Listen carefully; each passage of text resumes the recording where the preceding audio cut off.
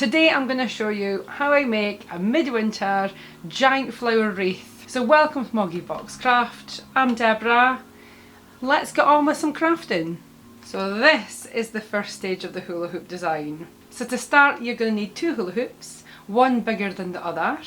The first hula hoop is about 70 centimeters in diameter and the second hula hoop is about 50 centimeters in diameter. So I'm going to start by covering up this red and gold by using just scrap material, and I've got lots of it here, and of course a trusty glue gun because where would we be in life without a glue gun? So just going to take a strip of fabric. As you can see, this is really roughly cut. It doesn't need to be neat, it just needs to cover this red and gold on the hula hoop. A little blob of glue on the hula hoop, stick the material down, and then just start wrapping that around the hula hoop. I'm going to fold over the edge that's on show like that, just so it's a little bit neater. After you've done a few wraps of material, put another blob of glue gun glue down, wrap the material into it, just to make sure it stays secure as you're wrapping. So just keep wrapping your hula hoop until you have covered all of that red and gold, or whatever colour your hula hoop may be. Once you've finished covering your hula hoop with the material, to secure the end, or make it a little bit neater at the very least, tuck in both sides of the material so you get like a smoother edge here. Continue twisting that around the hoop. Need to cut this material. Perfect. Doesn't matter if this is super neat or not, if I'm honest, because we are going to cover up the majority of this. Lovely. And secure that end of the material in with a little more glue gun glue. Tiny little square of material. And place that on top, like so. So you've got a hula hoop that is as neat as possible. Go ahead, cover your other hula hoop. So now the two hoops are covered in material, it's time to add some foliage. I had this giant ivy foliage left over in a box, so that's what I'm going to be using. So I'm going to attach the ivy to half the hula hoop, just more glue and more wrapping. And of course, any little frayed bits like this, I'm going to make sure that ivy covers that. Because we've got this long bit, I'm just going to chop that off. That'll do. Get rid of that. Blob on a bit of glue. Pop your end of ivy into the glue. Just going to hold that in place until it sets. Going to cut a tiny little square of fabric. Put a little bit more glue on top there and squish the fabric into it just to make it that little bit more secure. Try not to burn yourself or get glue on your fingers. Do what I say, not what I do. Now that end is secure. Now you can go ahead and wrap the ivy around half your hula hoop. And then every now and again just put a little blob of glue down to keep it in place. When you're happy with the amount of leaves or vines or foliage on your hoop, just snip that end. Can you see that there? Get the rest of it out of the way. A little blob more glue. Secure the end of the vine in there. Using a little bit more material. Pop that over the top. Trim off the excess material.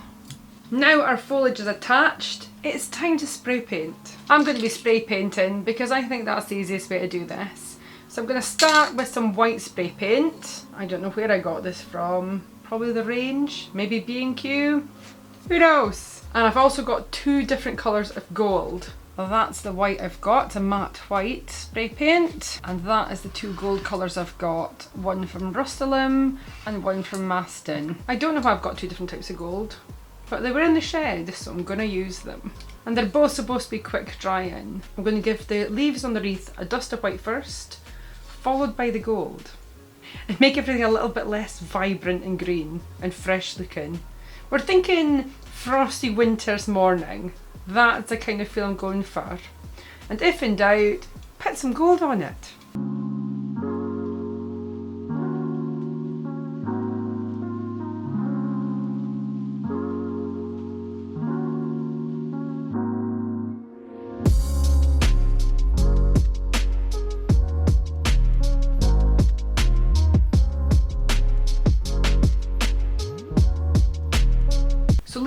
paint to dry, and when it's dry, you are ready for phase 2. I can't remember what I said at the start of this video.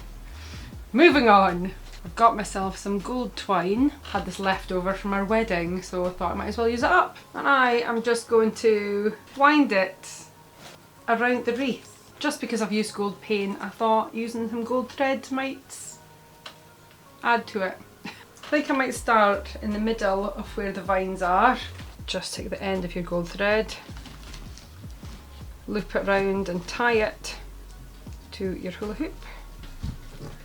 Use a little bit of glue gun glue to secure it in place. So just start wrapping the gold thread around your hula hoop, which will of course help all the foliage to stay in place and be a little bit more secure too. I'll carry on all the way around, and then I'm going to switch directions. Of course I'm using gold twine. If you don't have to use gold twine, you could just use normal twine. You know, you could just use rustic twine like this. I suppose I could use that too. Double up on the effect. Once I've twisted that all the way around once, tie that end to where I started and start going back the other way. Better wind this thread back up or I'm going to get in a complete tangle. Try to unwind the thread as I go rather than one big lump. I'm going to do this row just a tiny bit closer together. Just getting a bit of a tangle trying to do it all through the leaves. Just take your time. Then when you get back to the middle, chop off that thread and just double knot it with the other end of the thread. Nice and secure. Chop off those little ends. And then with another tiny little piece of material, pop a little bit of glue gun glue on top of that knot and add a tiny little piece of material on top. Again, just to keep it really secure, or as secure as possible. Don't want this falling to pieces in your window, do we? Trim off any excess. Now just repeat that on your other hoop. Twine has been attached. It's now time to attach some flowers and decide where they're going to go. I really wish I could poll you guys and ask you, do I put them on this layer or the bottom layer, or do I do both? So these are the flowers I've got. They are a mix of random flowers that I had in my craft cupboard. I've got some white flowers and some rose gold roses. You could either attach them just to one hoop or the other. However, I think I'm going to attach them to both and spread the flowers out a little bit. First we've got to decide where the flowers are going to go and then get them glued on. I'm going to put all the big flowers on the bigger hoop. Yeah, so we're not going to have that many flowers on each hoop, but less is more. That's a lie, more is more. So there's just a tiny little stem left in each flower. I'm going to create some little gaps and squish them in here where the vines are. Squish that in there. Make sure it looks okay and secure in place with a little bit of glue. So just carry on adding flowers where you would like them. You can always add more flowers or less flowers. Well, I'm just going to put them whenever I think it looks best. You get the gist, right? So I'm going to carry on adding flowers until I'm happy with it. If you're going to do this, do consider how the flowers look on both sides of your hula hoop. So it doesn't matter which way it faces, especially if it's going to be in a window, it's going to look nice from each side. Now I've attached all the flowers to both hula hoops, it's time to attach the hula hoops together. I think I'm happy with how that looks. So I'm just going to tie them together using some leftover pieces of the gold thread. And then to secure that in place, I will just use the tiniest amount of glue gun glue under here and just cut off the excess. And there we go, a midwinter floral wreath.